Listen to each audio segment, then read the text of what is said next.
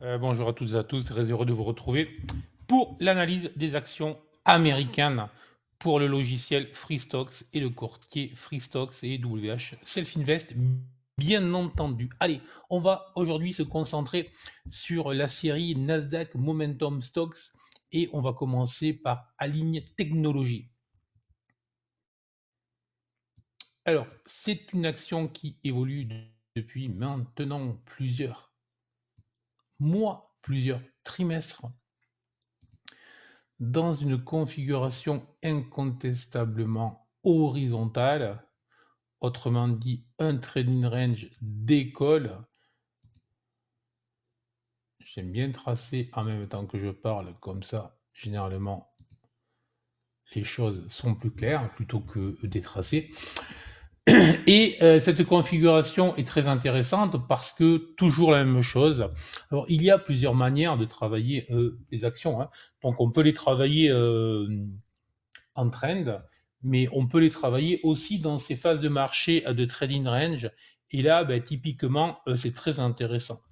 Alors là, je vais zoomer beaucoup plus que ce que j'ai fait jusqu'à présent.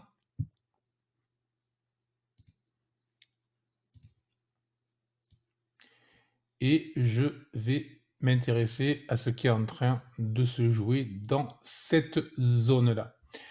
Autrement dit, là, on est en train de retracer grosso modo, si je mettais le Fibo, c'est exactement ce que nous aurions, mais je vous invite à habituer vos yeux et votre regard à trouver les niveaux de Fibo de manière automatique plutôt que de les tracer parce qu'on perd du temps et ça fait beaucoup trop de traits sur les graphiques.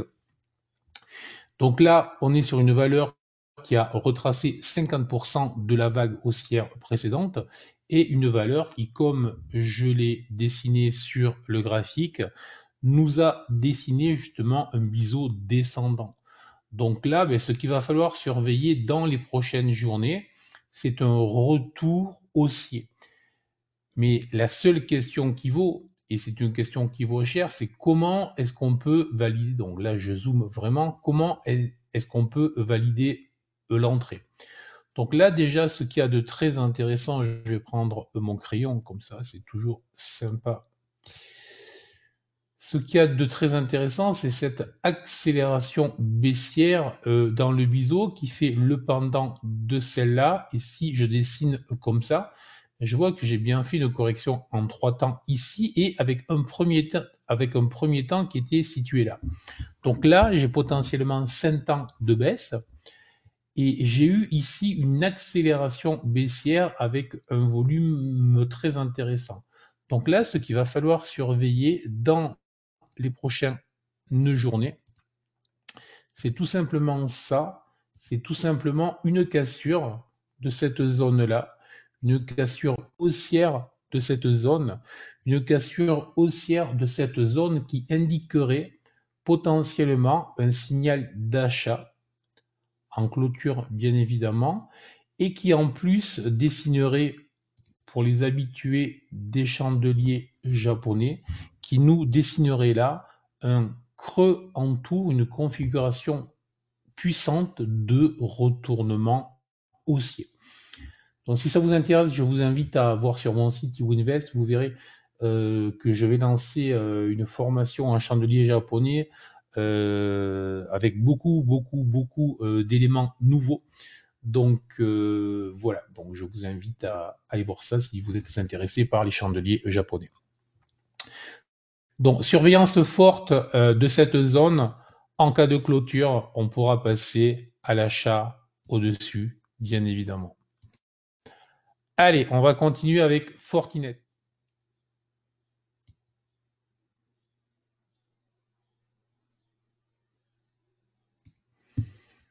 Alors, Fortinet, on va aller beaucoup plus vite puisqu'il n'y a vraiment pas grand-chose à sortir à ce stade. Alors, on pourrait être dans des supputations, le support va tenir, est-ce que, mais à ce stade, si je dessine tout, c'est ce que je m'efforce de faire là, je vais constater que je suis dans une configuration, que j'étais dans une configuration de trading range dessiné par un triple sommet. Là aussi, je pense que si vous avez lu mon dernier livre, il y a pas mal de révélations sur l'utilisation du triple sommet, notamment pour la méthode GTAS. Bon. L'objectif a pratiquement été réalisé sur ce niveau-là. Mais ce qui m'intéresse, c'est de voir que c'est très bien structuré. Autrement dit, j'ai eu le break et j'ai eu le pullback. Derrière, nouveau break. Et désormais, j'ai potentiellement un test de support. J'attends que tout s'efface. C'est magique. Et donc, le seul truc qui pourrait être intéressant, mais là, je suis dans de l'anticipation, dont j'ignore totalement si ça va se faire, c'est un test de ce support marqué, par exemple, par un chandelier de type marteau. Et donc, si on avait ça au niveau du support, effectivement, on pourrait regarder avec les validations classiques et les validations GTAS classiques pour rentrer à l'achat. Mais pour le moment, à ce stade, dans ce type de configuration, j'attends, je regarde et surtout, je ne fais rien. Allez, on continue avec Intuitive Surgical. Alors là, c'est plus qu'intéressant. C'est pas que les autres ne l'étaient pas, mais celle-là, elle est encore plus que les autres, puisque là, j'étais sur une configuration potentiellement d'achat. Et en fait, au lieu de déclencher un signal à l'achat en breakant, en cassant cette zone à résistance qui durait depuis début mars, donc depuis presque 3 mois, ben en fait, j'ai fait une première étoile filante, non gapée, donc c'est pas une vraie étoile filante. Et là, je dessine une vraie étoile filante avec une ombre significative, le gap comme il faut. Donc là, c'est vraiment plutôt un signal short qu'un signal d'achat. Alors, ce n'est pas terminé, le signal n'est pas validé. Là aussi, il faudra attendre validation GTAS classique, mais incontestablement signal de short à être confirmé dans les prochaines séances. Lulémon. Alors là, c'était l'ex-star durant le Covid. Puis derrière, ça a flambé avec des résultats assez fantastiques. Et là, c'est en perte de plus de 50% avec quand même quelques annonces qui ont fait mal et des chutes assez vertigineuses à de multiples reprises. Donc, est-ce que on peut acheter ce petit range, cette faiblesse de volatilité sans un autre signal, alors qu'on a déjà deux gaps assez colossaux qui sont ouverts là? Personnellement, je reste à l'écart, ni short, ni long, rien du tout. J'attends de voir ce qui va se passer et en fonction d'eux, j'aviserai.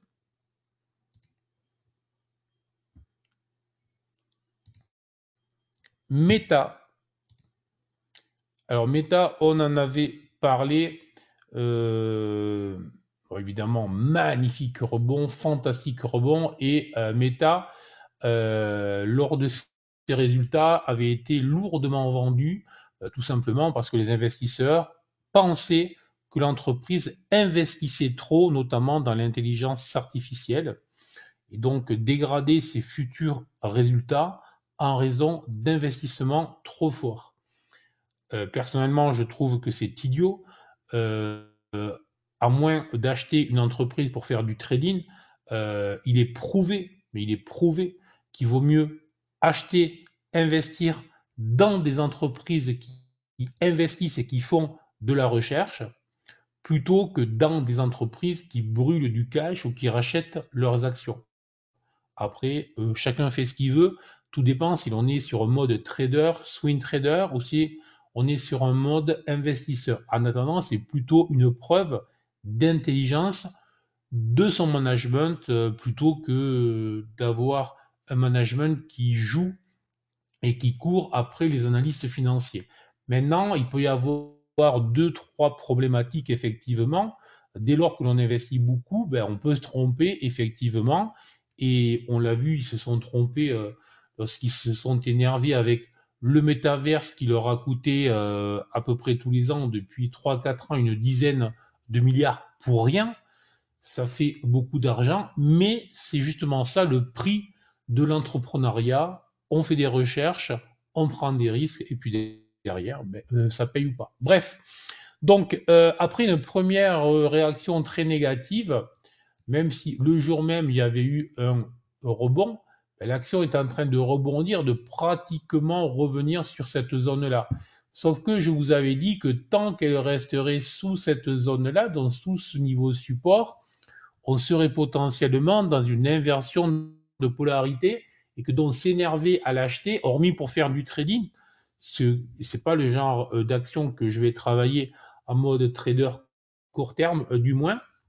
Donc, il faudra se montrer patient. Donc, pour le moment, là aussi, il faudrait regagner les 480, 490 en clôture pour retrouver une dynamique potentiellement haussière. Donc, je suis très positif à long terme sur l'action. Maintenant, à court terme, pour moi, c'est de l'incertitude totale. Donc, quand je ne sais pas ou quand j'ignore totalement, je me mets à l'écart. C'est beaucoup plus simple. Allez, Microsoft. Best in class, meilleure, plus grosse capitalisation au monde, très positif, là aussi, je voulais analyser plein de fois, toujours très positif. Maintenant, on vient de dessiner un signal ici, donc, qui n'est pas une étoile du soir, hein, mais qui ressemble plutôt, si je prends l'ensemble total, qui ressemble plutôt justement à un sommet en tour. Tout à l'heure, je vous parlais d'une configuration en creux en tour sur le bas potentiel. Là, c'est un sommet en tour très imagé, mais c'est l'idée, hein, avec en fait ici une phase apparentée à une phase de distribution. Bon, et mon tout se faisant en fait dans un sommet plus haut, qui est vraiment une de mes stratégies préférées, stratégie de contre, hein, voilà. Donc typiquement, signal baissier en cours, tant que, et là les choses sont claires, tant que l'action ne refera pas de sommet, c'est baissier, et une zone cible potentielle, évidemment, est située sur les derniers supports. Ce ne serait pas non plus une baisse colossale. Voir Microsoft perdre 5-6% après sa hausse phénoménale de ces derniers trimestres, je ne pense pas que ça empêche grand monde de dormir. Allez, Alors là, Nvidia, c'est wow, wow, wow, wow, wow, fantastique. Nvidia qui ne s'arrête jamais. Si vous vous rappelez, moi, je l'attendais dans cette zone-là. Je vous avais dit que cette zone 680, 720 était pour moi probablement des niveaux sur lesquels je rentrerai. Ben, je ne l'ai pas fait parce que je respecte toujours les niveaux que je me donne. Et l'action, en fait, a redémarré sur un harami, pour ceux qui connaissent cette configuration en chandelier. Et les résultats sont tombés, les 1000 ont été franchis, pétés, et l'on accélère encore. Bref, ça pousse encore. Rien ne semble pouvoir arrêter cette action. Alors, à court terme, c'est un fait. Donc maintenant, on verra les résultats qui doivent être le 15 août, sauf erreur, pour les prochains trimestriels. Et moi, je reste, attention à ce que je vais dire, négatif, mais à long terme, sur cette action. Je continue à croire qu'elle va se faire dézinguer lorsque la concurrence, enfin, historiquement, les choses sont claires. Lors des révolutions technologiques, les premiers qui profitent effectivement sont ceux qui fournissent le matériel, mais ensuite ils se font dézinguer parce que ils perdent leur avantage comparatif avec toute la concurrence qui arrive, et ceux qui en profitent vraiment sont vraiment ceux qui utilisent les outils et non pas ceux qui les créent. Donc, à moins qu'ils se transforment, et peut-être c'est possible, et je vois ce qu'ils rachètent comme boîte actuellement, euh, je- ils le savent et c'est ceux qui vont essayer. Maintenant, est-ce qu'ils vont avoir les moyens de se transformer en utilisateurs de leurs propres produits? Ça, c'est une autre question. Je n'ai pas la réponse. Donc, pour le moment, c'est haussier. Court terme, c'est haussier. Trimestre, c'est haussier. Maintenant, attention, on est en double, triple accélération. Donc, un repli sur la zone des 950-970, ce qui ferait une baisse significative et possible, peut-être avant le 15 août et avant les prochains résultats. Allez, et on finira avec Cygène, qui est la seule action en train de lancer dans le panel que nous avons vu ce jour, en train de lancer potentiellement des signaux à l'achat, puisqu'elle est en train de s'extraire d'une longue zone de latéralisation et qu'elle n'a jamais refermé son gap qui était ici, mais je prends le haut puisque désormais elle a redémarré. Et donc ça signifie quoi? Ben, ça signifie tout simplement ce type de comportement, surtout que ça se fait avec un gros volume, donc très acheteur, très haussier, et il doit y avoir, je n'ai pas regardé, j'avoue, le fondamental sur cette action. Il doit y avoir des offres sur cette entreprise au vu des volumes et au vu des volumes grossissants ici. Voilà. Donc positif, mais probablement trop tard. C'est pour ça que c'est toujours intéressant de placer des alertes pour essayer de rentrer sur ce type. Moi, j'en ai présenté 2-3 à la télé cette semaine. Il y en a une qui est Neoen qui a pété et qui va faire un plus 35, donc en 5 jours là, enfin en 3 jours, plus 35% ben justement sur une configuration de ce type.